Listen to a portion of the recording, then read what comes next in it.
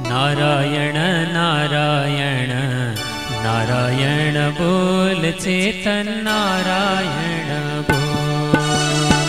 नारायण नारायण नारायण बोल चेतन नारायण बोल।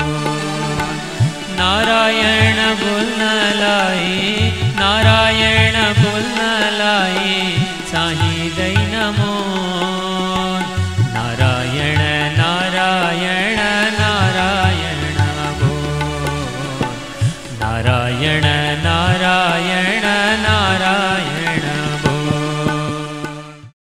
जय श्रीमन्नारायण। ओम तत्संयोरावृणीमहे गातुं यज्ञाय गातुं यज्ञपतये दैवी स्वस्तिरस्तु नः। स्वस्तिर्मानुषेभ्यः ऊर्ध्वं जिगातु भेषजं सन्नो अस्तु द्विपदे सञ्चतुष्पदे। ओम शांति शांति शांतिः।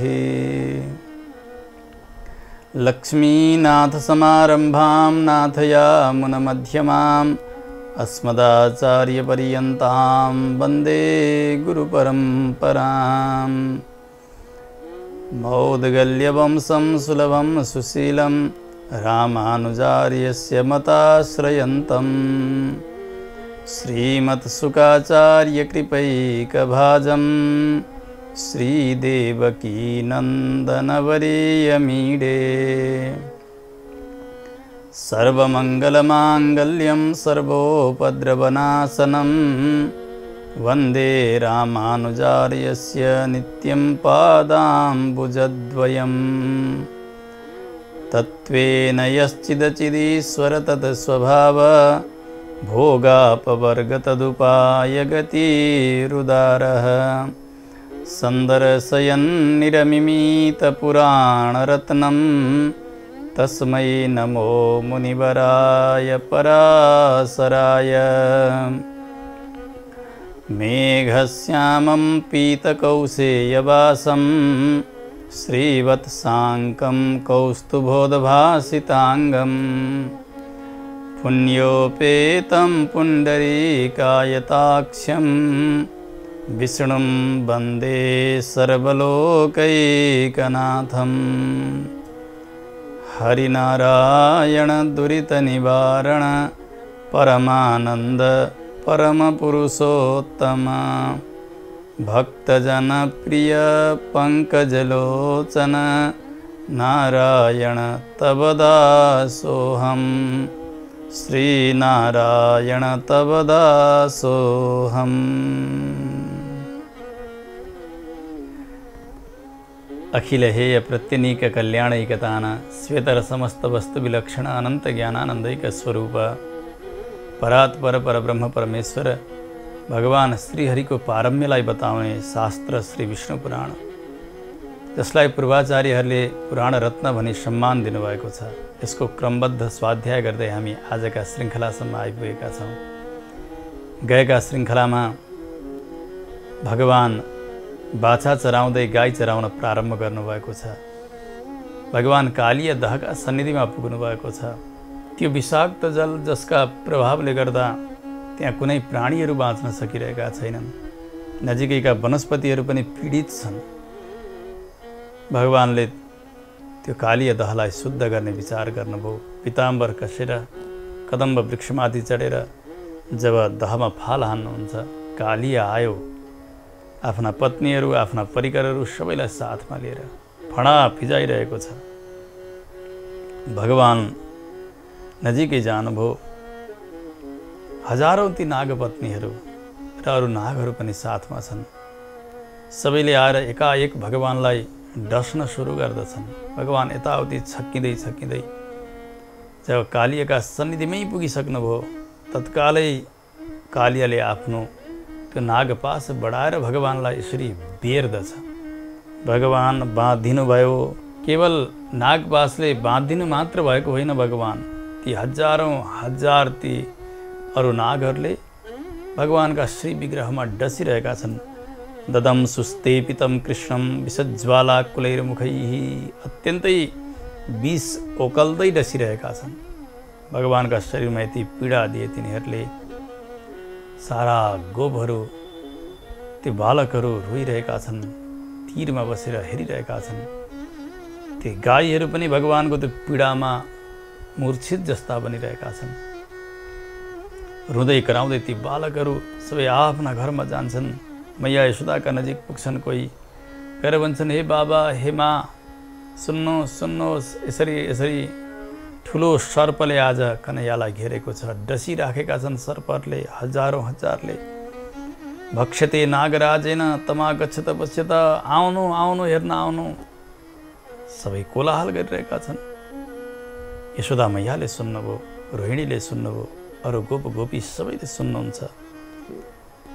ती बालकहरूको चित्कार सुनेर हाहाकार गर्दै सारा ब्रजवासी गोपिनी, माता पिता सबै बालकहरू कालिया दहतर्फ दौडिरहेका छन्। बलरामजी पनि साथ दौडिरहनु भएको छ। कन्हैया कन्हैया कन्हैया कन्हैया पुकार्दै यशोदा मैया पुग्नुभयो कालिया दहका नजिकै। हा क्वासौ इति जनो गोपीनाम अति विकलह, कन्हैया कहाँ छन्? गोपिनीहरू हाहाकार गरेर खोजिरहनु भएको। यसो हेर्नुभयो मैया यशोदाले, त्यतिका हजारौँ नागहरू डसिरहेका छन्। भगवान नाग पासमा बाँधिनु भएको छ, मूर्छा परे जस्तो हुनुहुन्छ भगवान। त्यो देखेर माँ यशोदा, नन्द बाबा, अरू सबै तटमा मूर्छित भएर लडिरहनु भएको छ। कोही त्यो दहमा फाल हान्न लागिरहनु भएको छ। बलरामजी रोक्दै हुनुहुन्छ, सम्झाउँदै हुनुहुन्छ। अत्यधिक पीडा हुन लागेको छ। ती गोपिनीहरूको त्यो रोदनले सारा यमुनाजी मानौ त्यो रोदनले गुन्जित भएर वन नै थर्किरहेको छ। यमुनाजीको त्यो सुशेली नै आज दबिरहेको छ गोपिनीहरूको रोदनमा। त्यस्तो स्थिति हुन लाग्यो। मैत्रेय गोप्यस्तोन्य रुदन्त्यश्च ददृशुः शोककातराः।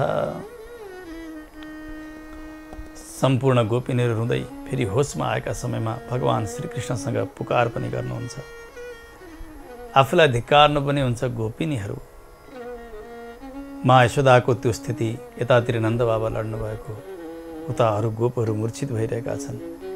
त्यो देखेर गोपिनीहरूले भन्न लाग्नुभयो, मैया यशोदालाई पनि साथमा लिएर हामी सम्पूर्ण गोपिनीहरू अब यही दहमा डुब्छौँ। हामीलाई पनि यही सर्पले डसेर मारोस्।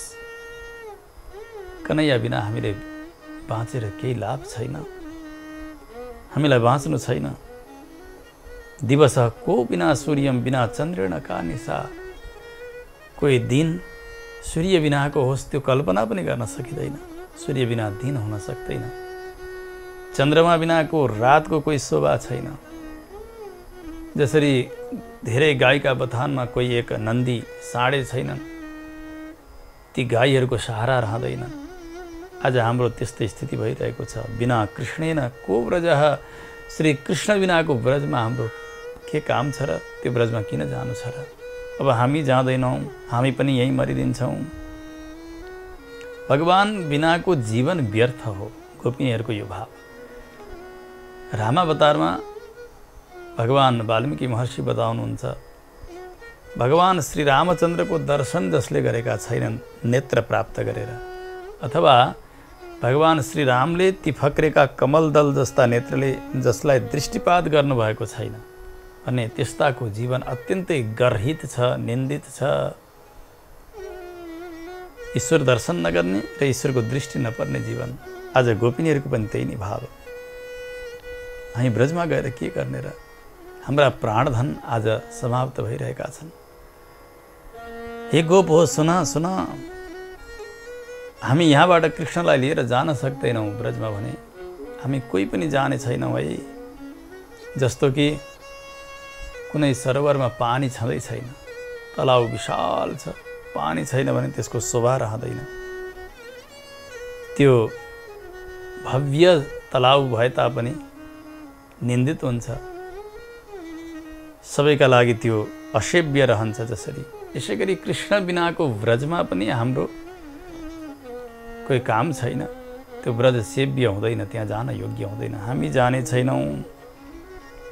यत्र नेन्दीवरद्दल श्याम कान्तिरयं हरिः तेनापि मातुर्वासेन रतिरस्तीति विस्मयः। जहाँ फक्रिएका कमल दल जस्ता नेत्रवाला भगवान श्याम सुन्दर श्रीहरि रहनु भएको छैन भने त्यो नन्द भवनको के काम? जहाँ नन्द यशोदा बस्नुहुन्छ त्यो भवनमा लाला नै हामीले देख्न पाउँदैनौँ, कन्हैयाकै दर्शन हुन सक्दैन भने अब त्यो भवनको के काम र? अब आजका दिनबाट हामी नन्द भवन पनि जाने छैनौँ, हाम्रो त्यो जाने दिन पनि सिद्धिएर गएको छ।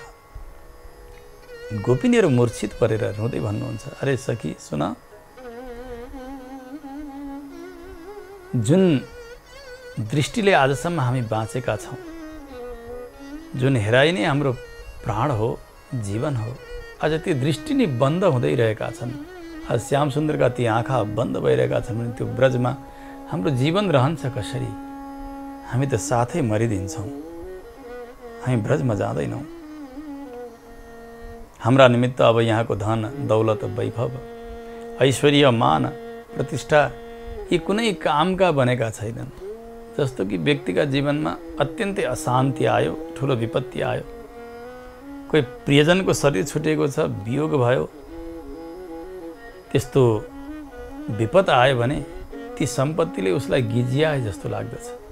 आज गोपिनीहरू त्यही भनिरहनु भएको छ, श्याम सुन्दर बिनाको यो वैभव यो ब्रजको हामीलाई के काम? अब हामी जाँदैनौँ। अति मिठो बोल्दिने कन्हैया, मुस्कानले युक्त भएर बोल्ने, हामीलाई हेरिदिने त्यस्ता बाणीहरू जब सुन्न पाउँदैनौँ भने हामी अब नन्द ब्रजमा प्रवेश गर्दैनौँ, हामी यहीँ नै मरिदिन्छौँ। एक गोपिनीले त आँखाभरि आँसु बनाएर भन्नुभयो,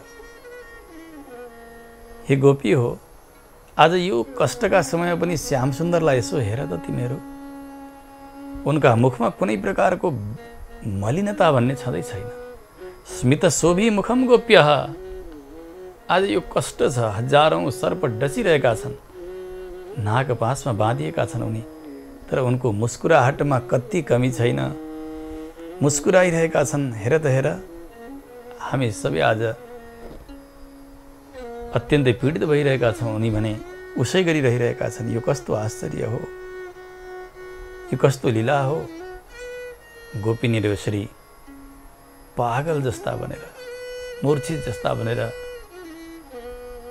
कालीय दहका नजिकै तडपिरहनु भएको छ, रोइरहनु भएको छ। पराशर महर्षि बताउनुहुन्छ, मैत्रेय, भगवान श्रीकृष्णलाई त कोही पीडा छैन, साक्षात् जगदीश्वर हुनुहुन्छ, परन्तु आज यी भक्तहरूको पीडा बलरामजीलाई सह्य भएन।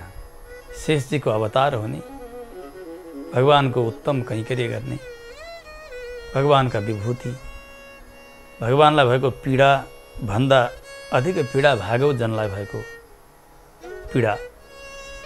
आज यी गोपिनीहरूलाई यति धेरै पीडा भइसक्यो, आज भगवान भने कति पनि चेष्टा गर्दै गर्नुहुन्न। अब त असह्य भयो, यिनीहरूलाई यस्तो पीडा दिइरहन हुन्न भनेर भागवतहरूमाथि कृपा दृष्टि आज शेषजीको बन्यो। उहाँले भन्नुभयो, हे कन्हैया, तिमी के गरिरहेका छौ? तिमी आफ्नो वास्तविक स्वरूपलाई बिर्सिरहेका छौ कि क्या हो? आज हेर त पिताजीको कस्तो स्थिति छ, नन्दम च दीनम अत्यर्थम। माताजीलाई हेर त, मूर्छा कुलाम यशोदाम च। भगवानको प्रभावलाई नजानेर मूर्छा पर्नुभएकी आमा यशोदा, नन्द बाबा मूर्छित भइरहनु भएको छ। रोहिणी, अरू पनि गोपिनीहरू सबै मूर्छित भइरहनु भएको छ। हे देवदेव, हे नारायण, आज हजुर कृष्ण बनेर आउनुभएको छ, मनुष्य स्वरूप बनाएर आउनुभएको छ।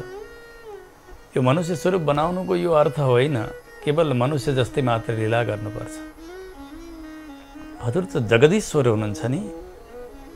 आज कति पनि हजुरले आफ्नो त्यो परत्वलाई प्रकाशित गरिरहनु भएको छैन।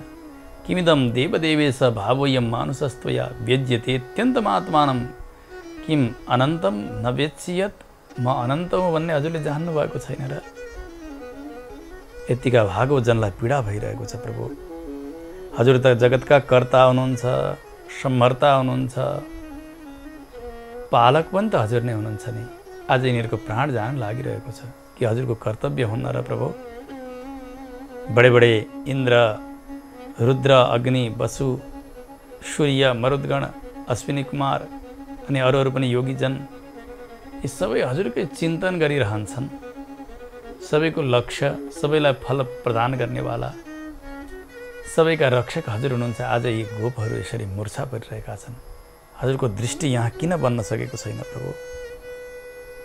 हे जगन्नाथ, संसारका हितका निमित्त नै हजुरले जगतमा अवतार लिनुभएको हो। हजुर केवल नन्दलाल मात्र हुनुहुन्न,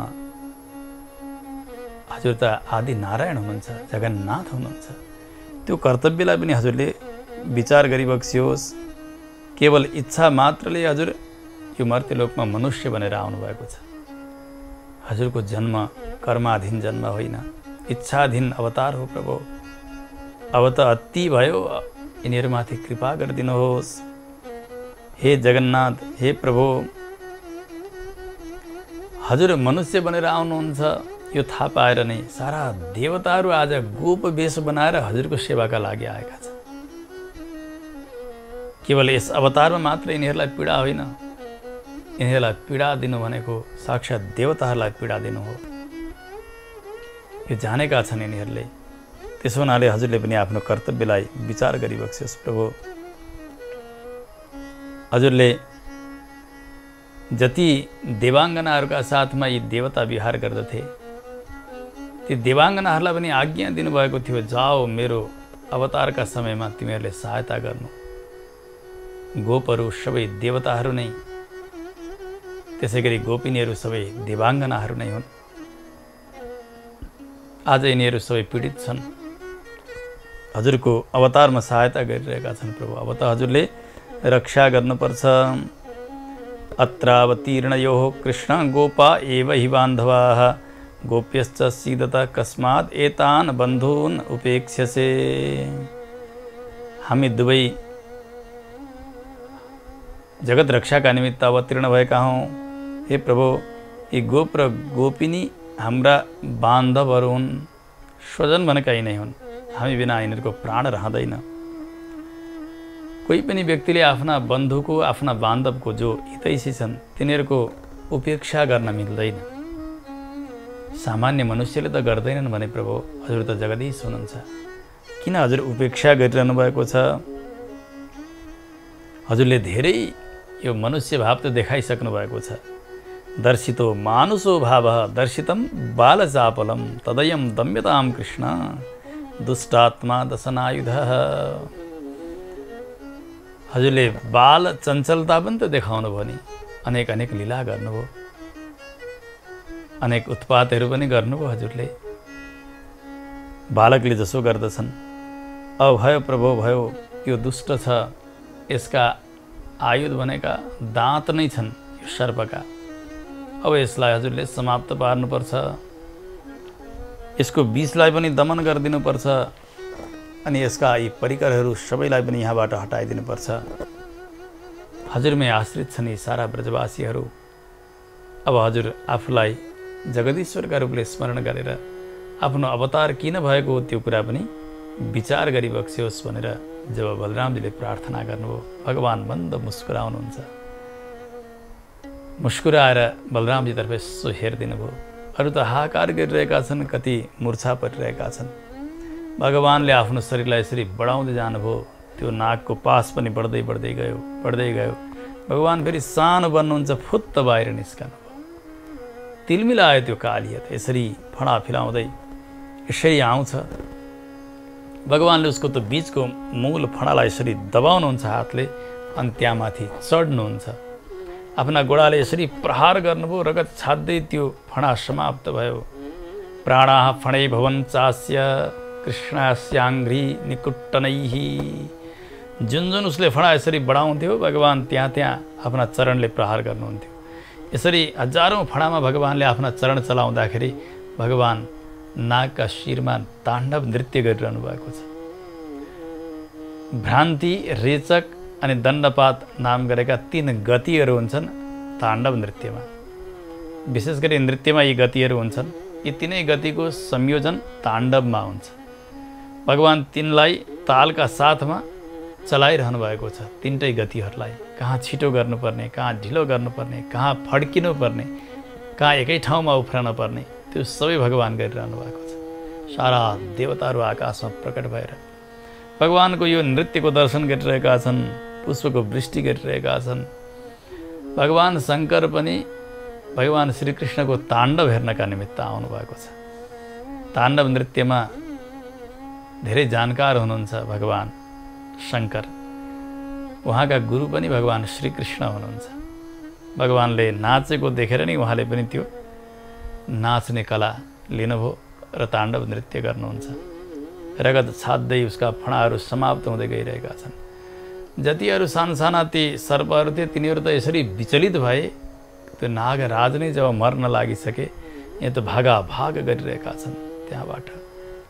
परन्तु ती नागका पत्नीहरू सबै हात जोडेर बसिरहेका छन्।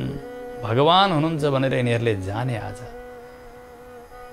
आफ्ना यस्ता दुष्ट स्वभाव भएका पति भगवानले उनको प्राण लिन लाग्नुभयो। यिनीमाथि भगवानको कृपा भएको छ। अब परिपूर्ण कृपा बन्ने हो भने यिनले कहिल्यै पनि भगवानसँग दुश्मनी गर्दैनन्। यिनको पनि गति हुन्छ, हाम्रो पनि गति हुन्छ। यो भावद्वारा नागपत्नीहरू हात जोडेर भगवानका अघिल्तिर स्तुति गरिरहेका छन्। ऊ त मरणासन्न भएर लडेको छ, रगत छादिरहेको छ। नागपत्नीहरूले भने, प्रभो ज्ञातोऽसि देवदेवेश सर्वज्ञस्त्वम् अनुत्तमः परम ज्योतिरचिन्त्यं यत् तदं सः परमेश्वरः। हे प्रभु, हामीले हजुरलाई चिन्यौँ। नागका शय्यामा शयन गर्नेवाला जगदीश हजुर हुनुहुन्छ। आज पनि त हजुरले यस लीलामा यसै नागलाई आफ्ना चरणको स्थान बनाउनु भयो नि। हामीले जान्यौँ हे नारायण, हजुर सर्वज्ञ हुनुहुन्छ, देवताका देवता हुनुहुन्छ, सर्वश्रेष्ठ हुनुहुन्छ, परम ज्योति स्वरूप हजुर नै हुनुहुन्छ। सामान्य चित्तद्वारा हजुर चिन्तनीय हुनुहुन्न। बडे बडे योगीहरू, ध्यानीहरू हजुरको चिन्तनमा लागेका हुन्छन्। हजुर जगतको रक्षाका निमित्त यहाँ श्रीकृष्ण बनेर आइबक्सेको छ। प्रभु, हामीले हजुरलाई कसरी स्तुति गर्न सक्दछौँ र? न समर्था सुरास्तोतुम यमनन्य भवम विभुम। हजुर यति व्यापक वैभव छ, हजुरका गुणहरू पनि यति विस्तृत छन् कि बडे बडे ब्रह्मा, शङ्कर, इन्द्र, वरुण, कुबेर आदि गरेका देवताहरू पनि स्तुति गरेर पार पाउन सक्दैनन्। हामीहरूले कसरी गर्न सक्दछौँ र? स्वरूप वर्णनम तस्य कथम योषित करिष्यति। हामी त एउटी नारी, त्यसमा पनि सर्वजातिमा जन्मिएका। हामीले हजुरका स्वरूपको, रूपको, गुणको, वैभवको चर्चा गरेर कसरी सक्छौँ र? हे अनन्त, हजुरमा कुनै प्रकारको सीमा छैन। त्यस्ता व्यापक हजुर हुनुहुन्छ। हामी त ज्ञान शून्य सर्प जातिमा जन्मिएका हौँ। हामीले यति थाहा पाएका छौँ प्रभु, पृथ्वी, आकाश, जल, अग्नि, वायु सबै मिलेर बनेको यो ब्रह्माण्ड छ नि, यो ब्रह्माण्ड पनि हजुरका शरीरमा अलिकति एक अंश मात्र हो। यस्ता अनन्त कोटि ब्रह्माण्डहरू हजुरका रोम रोममा विराजित छन्। यस्ता प्रभु, हजुरलाई हामीले स्तुति गरेर पार पाउन सक्दैनौँ।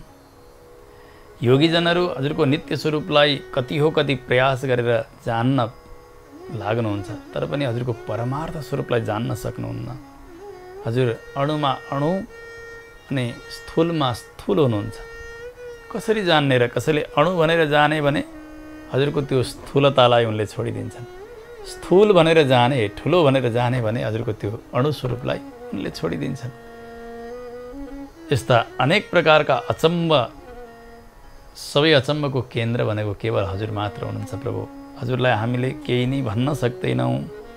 नतास्मत्तम, केवल हजुरका चरणमा साष्टाङ्ग दण्डवत गर्न मात्र सक्छौँ प्रभु। हे प्रभु, न यस्य जन्मने धाता यस्य चान्ताय नान्तकः स्थितिकर्ता न चान्योस्ति यस्य तस्मै नमः सदा। प्रभु, हजुर त यस्तो भइबक्सन्छ कि सबैलाई बनाउनेवाला हजुर हुनुहुन्छ। हजुरलाई बनाउने कोही छन् कि भनेर खोज्ने भने कोही नै छैनन्। जो बन्दैन त्यो बिग्रदैन पनि, जो उत्पत्ति हुन्छ उसैको नाश हुन्छ। हजुरको उत्पत्ति नै छैन, त्यस कारणले विनाश पनि छैन। हजुर स्थिति सबैको सत्ता पनि हजुर नै हुनुहुन्छ, पालनकर्ता हजुर नै हुनुहुन्छ। हजुरका लागि कोही आधार छैन, हजुर सबैका आधार भइबक्सन छ। सर्वदा एक स्वरूपले रहने हे नारायण हजुरलाई वन्दना छ।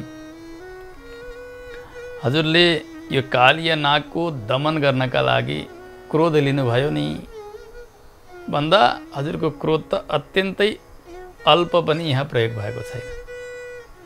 हजुरका एक एक गुणहरू त्यस्ता महान छन्। क्रोध पनि आज अनुग्रह जस्तो बनेर आएको छ। दुष्टमाथि देखाइएको क्रोध उसको हितकै निमित्त हुन्छ, त्यो क्रोधले उसले दुष्ट्याइ छोड्दछ। आज हजुरको क्रोध त हामी यहाँ देखि नै रहेका छैनौँ।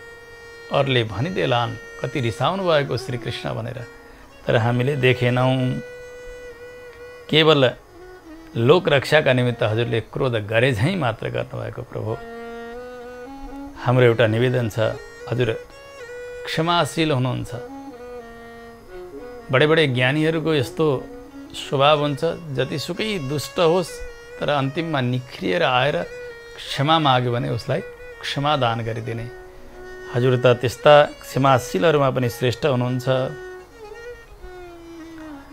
त्यस्ता सज्जन पुरुषहरूले स्त्री हुन्, अज्ञानी हुन्, दिन दुखी हुन्, त्यस्तामाथि ठुलो कृपा मात्र गरिरहनुहुन्छ। उनीहरूले केही गल्ती गरे भने पनि यिनीहरूको बुद्धि छैन भनेर। आज सर्प जातिमा जन्मिएका यी हाम्रा पति, सर्प जातिमै जन्मिएका हामी ज्ञान शून्य, त्यसमा पनि स्त्री जातिका हामीसँग कुनै बोध छैन, कुनै शास्त्र ज्ञान छैन। त्यसकारणले प्रभु हजुर केवल क्षमा गरिदिनुहोस् हाम्रो अपराध। हामी सबैको अपराध बन्न गयो आज, किनभने यी हाम्रा पति हुन् नि, यिनले गरे, यिनको गल्ती हाम्रो पनि गल्ती हो। प्रभु क्षमा गरिदिनुहोस्। हजुर सम्पूर्ण जगतको अधिष्ठान हुनुहुन्छ। यो सर्पको त के कुरा भएर, जगत नै बोक्न सक्ने जगदीश्वर हजुर हुनुहुन्छ भने यो त हजुरका अघिल्तिर केही हुँदै होइन। सर्प जातिमा धेरै बलिया भनेर कहलाइएका यिनी हजुरका अघिल्तिर के बलिया हुन्थे र यिनी। हजुरका चरणका आघातले पीडित भएर अब आधा मुहूर्तमा यिनले प्राण छोड्न लागिरहेका छन्। हे अव्यय, हे सनातन प्रभु, प्रेम गरिन्छ भने समानसँग गरिन्छ, द्वेष गरिन्छ भने आफूभन्दा ठुलासँग गरिन्छ। यो कहाँको बलै नभएको सर्प जाति हाम्रा पति, कहाँका जगदीश्वर हजुर, सम्पूर्ण भुवनका आश्रय, लोकका पिता, हजुरले यसका साथमा द्वेष गर्नुको के अर्थ छ र प्रभु? यसमाथि त प्रेम पो गर्नुपर्छ, हजुरले कृपा पो गर्नुपर्छ त। हजुरभन्दा साना छन् नि यिनी। ततः कुरु जगत स्वामिन् प्रसादम अवशीदतः प्राणान् त्यजति नागोयम भर्तृभिक्षा प्रदीयताम। दया गरी बक्स्योस् हे दया निधान। पत्नीका लागि पति भनेका प्राणै हुन्। हामी आफ्नो प्राणको भिक्षा मागिरहेका छौँ। या हाम्रा पतिदेवलाई नमारिदिनुहोस्, क्षमा गरिदिनुहोस्। पतिको जीवनको भिक्षा हामी मागिरहेका छौँ। हे जगदीश्वर जगन्नाथ, हे महापुरुष, हे आदिनारायण, हामी बार बार स्तुति गर्छौँ हजुरको। हाम्रा पतिका प्राणलाई प्रदान गरिदिनुहोस्, पतिको जीवनको रक्षा होस् प्रभु। हजुर वेदान्तद्वारा जानिनेवाला हुनुहुन्छ, देवताका देवता हुनुहुन्छ, दुष्ट दैत्यहरूलाई निग्रह गर्नेवाला हजुर हुनुहुन्छ प्रभु। हजुरले गर्ने निग्रह पुरा भइसकेको छ। अब त यिनी मर्न लागिसके, हाम्रा लागि यिनी सर्वस्व हुन्। त्यसो हुनाले यिनको जीवन दान गर्नुहोस्। यस प्रकारले नागपत्नीहरूले अत्यन्तै सुन्दर स्तुति गर्दछन्। पराशर महर्षि बताउनुहुन्छ, हे मैत्रेय, पत्नीहरूले स्तुति गरे कालियाको पनि होस आएको छ। कहिलेसम्म व्यक्तिले क्रोध गर्छ जबसम्म बल छ। आफ्ना बल वर्गत सबै सिद्धिसकेपछि अब आफ्नो प्राण रक्षाका निमित्त केही न केही प्रयास गर्दछ।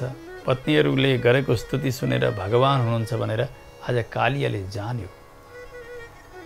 यदि पत्नी धर्मप्रति उन्मुख भएकी छन्, ईश्वरप्रति लागेकी छन्, झुकेकी छन् भने उनका सम्बन्धबाट पनि जस्तासुकै दुष्ट पतिको पनि कल्याण हुन्छ, यो उदाहरण हो। नागपत्नीहरूले भगवत शरणागति गरेका छन्, स्तुति गरेका छन्। यी पत्नीका पति भएका कारण आज कालिएको प्राणको रक्षा भएको छ। भगवानले कृपा गर्नुभएको छ। उनले थाहा पाए, बोल्न सकिरहेका छैनन्, फिँज काडिरहेका छन्, रगत बमन भइरहेको छ। बिस्तारै बिस्तारै कष्टपूर्णतया वाणी उद्घाटन गरेर कालियाले भगवान श्रीकृष्णको स्तुति गर्न लागे। तवाष्टगुणमैश्वर्यं नाथ स्वाभाविकं परम निरस्तातिशयं यस्य तस्य स्तोष्यामि किन्वहम्। प्रभु, हजुरमा 8 प्रकारका विशेष गुणहरू छन्। अणिमा, लगिमा, गरिमा, प्राप्ति, प्राकाम्य आदि गरेका अष्टसिद्धि भनिन्छ नि, ती सबै हजुरमै छन्, स्वाभाविकै रूपले छन्। सबै प्रकारका ऐश्वर्यले युक्त भएका हजुर हुनुहुन्छ। हजुरभन्दा ज्यादा ऐश्वर्यवाला कोही नै छैन। यसको तात्पर्य के भयो भने कालियाले अहिले आफूभन्दा ऐश्वर्यशाली कसैलाई मानेको थिएन अघिसम्म। अहिले भगवानभन्दा ठुलो ऐश्वर्यवान कोही छैन भन्ने बुझिसक्यो। उसको क्रोध शान्त भयो, उसको बल शान्त भएको छ। त्यस्ता सर्वेश्वर भगवान हजुरको मैले कसरी स्तुति गर्न सक्दछु र प्रभु, कृपा गरिबक्सियोस्। हजुर त परब्रह्म हुनुहुन्छ, श्रेष्ठ हुनुहुन्छ। हजुरभन्दा पर कोही छैनन्। परस्मात् परमो यस्तम, जो अत्यन्तै श्रेष्ठ तत्व, उसलाई म जस्ता सर्पले कसरी स्तुतिको विषय बनाउन सक्छु र, वाणीले कसरी बताएर सक्छु र प्रभु। जसबाट ब्रह्माको सृष्टि भयो, रुद्रको सृष्टि भयो, इन्द्र, वरुण, कुबेर, मरुद्गण, वसुहरू भए, अरू पनि देवताहरू बनेर गएका छन्। सारा जगतको सृष्टि भएको छ। कारण बनेका यी देवताहरूका पनि कारण हुनुभएका हजुरको स्तुति मैले कसरी गर्न सक्थेँ र। हे प्रभु, यो सारा जगत हजुरका एक सूक्ष्म अवयव मात्र हो, अंश मात्र हो। कति विशाल स्वरूप हजुरको, सद्रूप, असद्रूप, ब्रह्मा आदि गरेका देवताहरू जसले परमार्थलाई जान्दै जानेका छैनन्, हजुरको वास्तविकतालाई जानेकै छैनन्, त्यस्ता प्रभुको स्तुति गर्नमा उद्यत भएको छु। मैले के स्तुति गर्न सक्छु र। कालियाले वास्तविक शास्त्रको मर्मलाई बुझेको छ। उपनिषदले बताउनुहुन्छ, यस्या मतं तस्य मतं, मतं यस्य न वेदसः, अभिज्ञातं विजानतां, विज्ञातं अभिजानतां। जसले भगवानलाई जानेर सकिँदैन भनेर जाने, उसले नै भगवानलाई जाने। मैले ईश्वरलाई जाने भन्छ कसैले भने उसले कति पनि जानेन।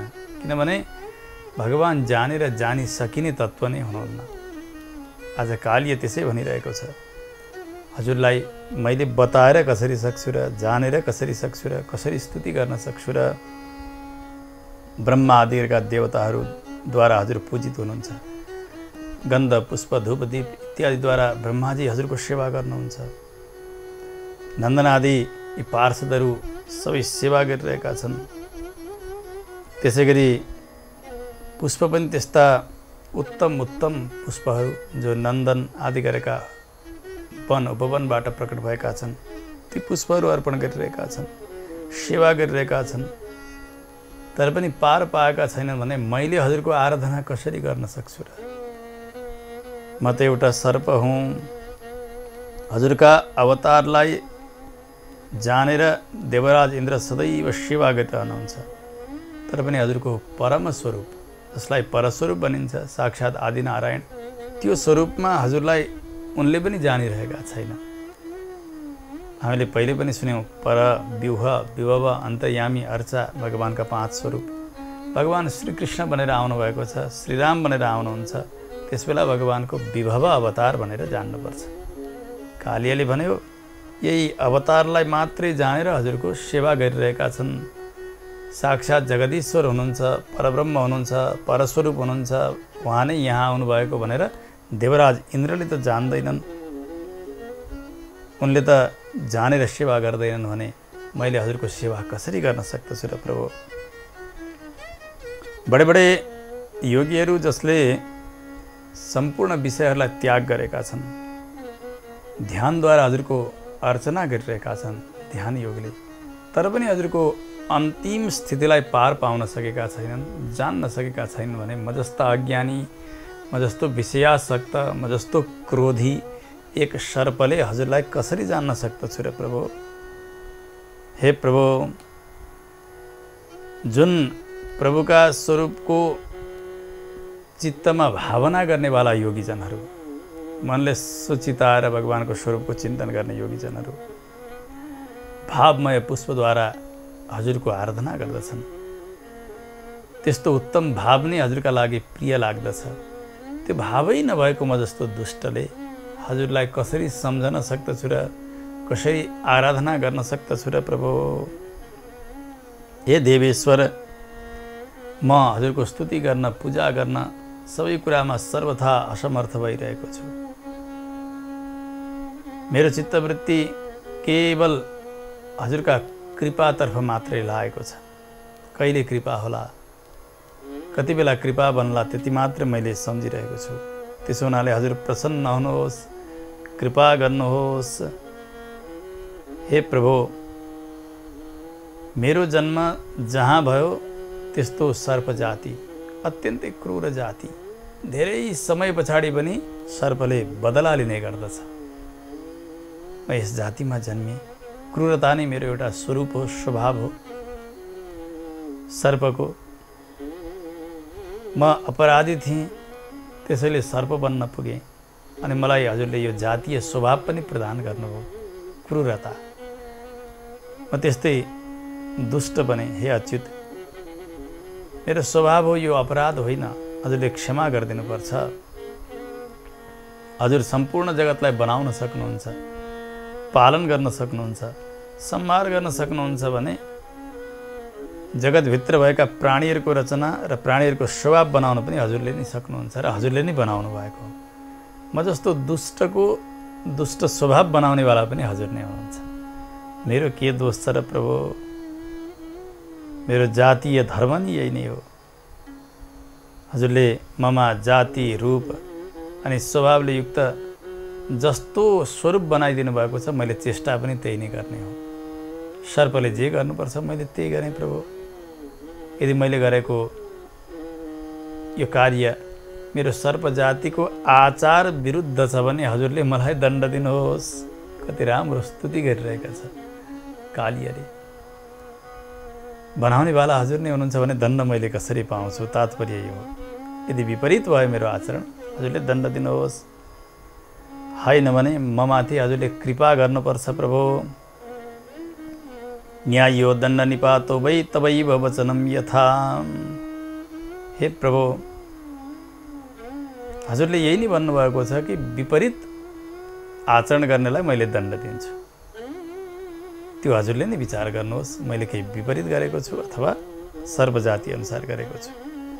मलाई यो दण्डको कोही भीति छँदै छैन, किन हजुर सर्वज्ञ हुनुहुन्छ, सबै जान्नेवाला हुनुहुन्छ। हजुरले कुनै प्रकारको अन्याय कसैमाथि गर्दै गर्नुहुन्न। मलाई दण्ड दिँदा नै मेरो स्वभावमा परिवर्तन आउँछ। म आफ्ना आचार पद्धतिभित्र रहन्छु भने हजुरले दण्ड नै दिनुहोस्, अथवा अनुग्रह गर्नुपर्छ भने हजुरले अनुग्रह गर्नुहोस्। हजुरले मेरो पुरुषार्थ पनि नष्ट गरिदिनु भयो अनि विषलाई पनि नाश गरिदिनु भयो। यी विषका घमण्डका कारण मैले सबैलाई दुःख दिने गर्थेँ। आजका दिनबाट म विषहीन बनेको छु प्रभु। हजुरले मेरो राम्रोसँग मान मर्दन गरिदिनु भएको छ। अब म केवल प्राणको भिक्षा मागिरहेको छु। कहिल्यै पनि हजुरसँग द्वेष गर्ने, युद्ध गर्ने, शत्रुता गर्ने यस्तो बुद्धि नआओस्। आज्ञा दिनुहोस्, अब म अगाडि के गरौँ? हे प्रभु, कसैलाई वरदान पनि विपरीत हुन्छ, कसैलाई दिएको दण्ड पनि अनुकूल बन्दछ। आज हजुरले दिइबक्सेको जो दण्ड हो नि, त्यो मेरा लागि अनुग्रह बनेको छ, कृपा बनेको छ। मैले के गर्नुपर्छ प्रभु? म केही जान्दिनँ। हजुरले आज्ञा दिनुहोस्। जीवितम दीयताम एकम आज्ञापय करोमि किम। प्राणको दान दिनुहोस् र के गर भन्ने आज्ञा हजुरले गर्नुहुन्छ, म त्यही सेवा गर्छु प्रभु। भगवानले थाहा पाउनुभयो आज यो कालियाको घमण्ड समाप्त भएको छ, ज्ञानी पनि भएको छ।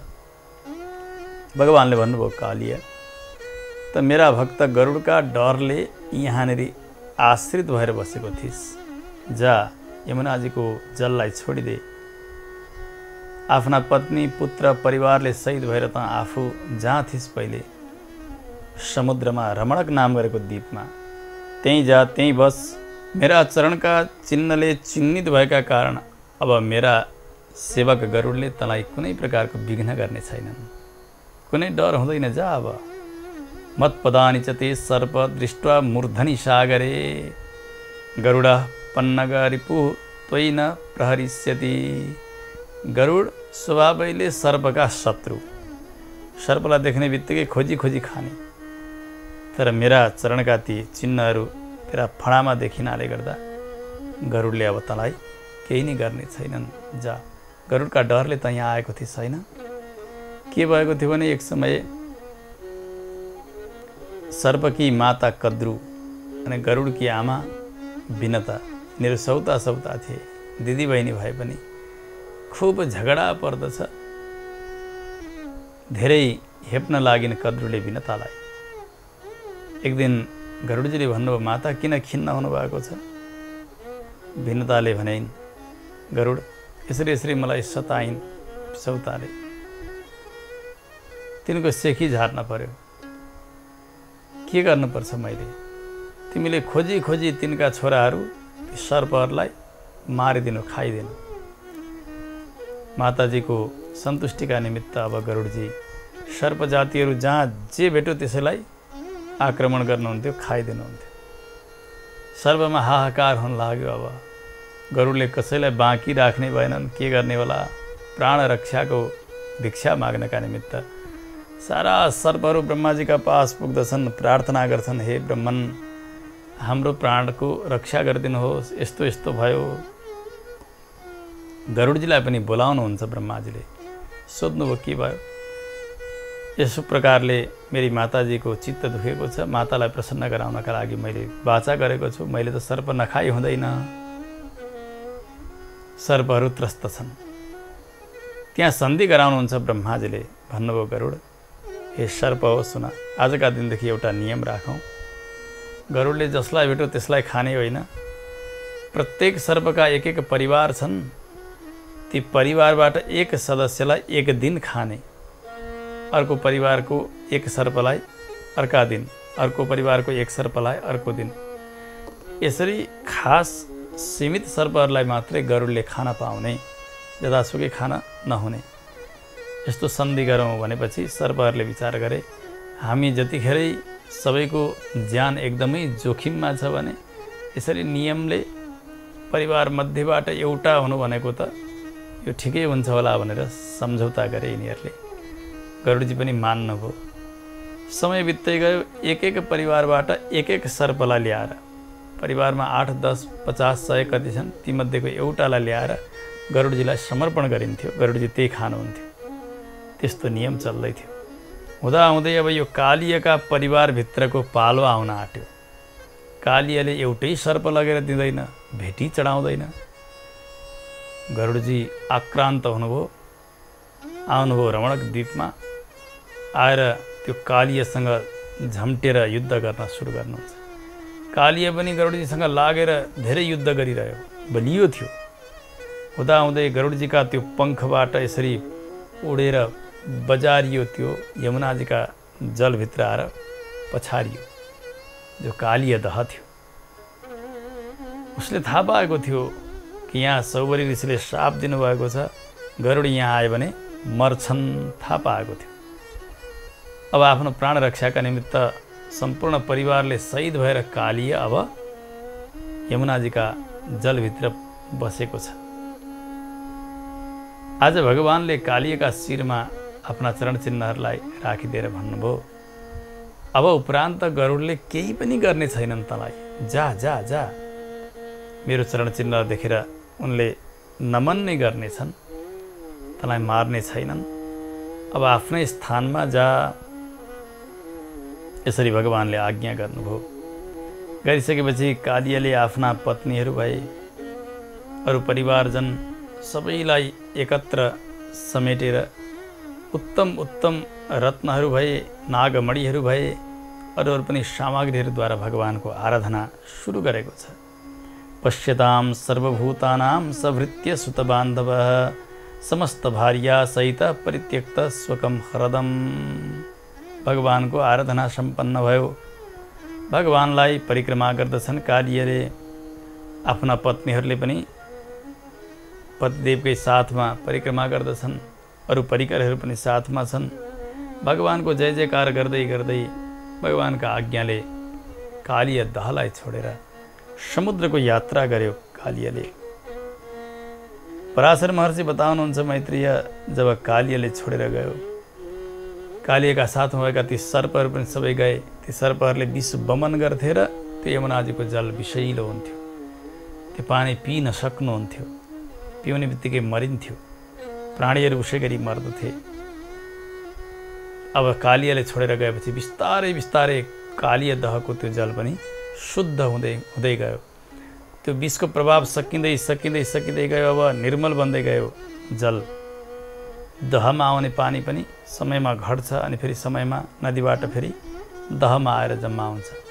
अब त पवित्र जल, निर्मल जल त्यहाँ भरिएको छ। सारा ती बाछाहरू, गाई अनि ती बालकहरू, भगवान श्रीकृष्ण बलराम सबै गएर त्यो कालिया दहको जल पिउन सक्ने हुनुभयो। अनि वरिपरिका ती बुटा वृक्षहरू पनि सबै हरिया बन्न थाले। अन्नबाली पनि ठिकठाक रहन थाल्यो। जलचरहरूको पनि वृद्धि हुँदै गयो। माछा आदि गरेका ती जलजन्तुहरू पनि त्यहाँभित्र प्रशस्त रमाउन थालेका छन्। सर्वत्र आनन्दै आनन्द भएको छ। गते सर्पे परिस्वज्य मृतं पुनरिवागतं गोपा मूर्धनि हार्देन शिशिचुर्नेत्रजैर्जलैः। कालिया गइसकेपछि भगवान दहबाट बाहिर आउनुहुन्छ। आएर मूर्छा परेका पिता नन्द, माता यशोदा, अरूहरूलाई पनि यसो हातले सुमसुम्याउनुहुन्छ। सारा देख्ने गोपहरूले भन्दै कन्हैया कन्हैया कन्हैयाको जय होस्। कन्हैयाले त्यो सर्पलाई ठेगाना लगायो। गोपहरू, ती गोप बालकहरू एकदमै रमाउन लागे। भगवान जब बाहिर आउँदै हुनुहुन्छ, कन्हैयाको जय होस् जय होस् जय होस्। भगवान आएर सुमसुम्याइसक्दा यता मैया यशोदाको पनि होस आयो, नन्द बाबाको होस आयो, अरू गोपहरूको पनि होस आउँछ। एक अर्काले गाढा आलिङ्गन गर्दछन् हर्षमा। हर्षका आँसु सबै आमाहरूले बगाउनु भएको छ। शिशिचुर नेत्र जैर्जलैः, काखमा राख्दै चुम्बन गर्दै हर्षाश्रुद्वारा भगवानलाई स्नान गराइरहेका छन्। बलरामजी भने मुस्कुराइरहनु भएको छ, किन भगवानको प्रभाव त उहाँले जान्नुभएको थियो नि। यी सबै आत्तिएका थिए, फेरि यिनीहरूलाई शान्ति मिलिरहेको छ, आनन्द मिलिरहेको छ। भगवान यति अमानुष लीला गरिरहनु भएको छ कि सबैको चित्त नै विक्षिप्त भइरहेको छ। भगवानको लीलालाई देखेर सबै अनियन्त्रित भइरहेका छन्। हामी के देख्दैछौँ, के भइरहेको छ? यो कन्हैया कस्तो तत्त्व हो यो? अरू बालक जस्तो छैन नि। गर्न नसक्ने कार्यहरू पनि ऊ गरिरहेको छ। सबैले स्तुति गरे, प्रशंसा गरे। नदी पनि अत्यन्तै निर्मल बन्दै बन्दै जानुभएको छ यमुनाजी। सबैले गान गर्दै गर्दै ती बाछाहरू, गाईहरू साथमा लिएर फेरि साँझमा ब्रजको यात्रा गर्नुहुन्छ। बाटामा पनि सबैले जयकार लगाइरहेका छन्। श्री कृष्णचन्द्र भगवानको जय, बालगोपाल भगवानको जय, जयकार लगाइरहेका छन्। नन्दबाबा पनि मुस्कुराइरहनु भएको छ। यति आनन्द भएको छ, यति आनन्द भएको छ ब्रजमा। मानौ मरेको श्रीकृष्ण फेरि जीवित भएर आएका छन्। यस्तो भएको छ सबै ब्रजवासीहरूलाई। जसले भगवानको वियोगमा प्राण नै त्यागिदिने सङ्कल्प गर्नुभएको थियो, त्यस्तै गोपिनीहरू उहाँहरूका शरीरमा प्राणको सञ्चार भएको छ। हर्षको सीमा छैन। ब्रज जाने छैनौँ हामी, नन्दभवन प्रवेश गर्ने छैनौँ भनेर प्रतिज्ञा गर्ने गोपिनीहरू आज भगवान गइसकेपछि नन्दभवन छोडेर आफ्ना घर जान बिर्सिरहनु भएको छ। त्यति आनन्द भयो। अत्यन्तै आनन्दका साथ भगवान ब्रजमा निवास गरिरहनु भएको छ। यति सुन्दर भगवानका लीलाहरू छन्, मनोहारिणी लीलाहरू। परन्तु हाम्रो निर्धारित समय आजका लागि सकिसकेको छ। अब भगवानले अरू लीलाहरू के गर्नुहुन्छ यो श्रवण गर्नका लागि आउने श्रृङ्खलासम्म प्रतीक्षा गर्नुपर्ने भएको छ।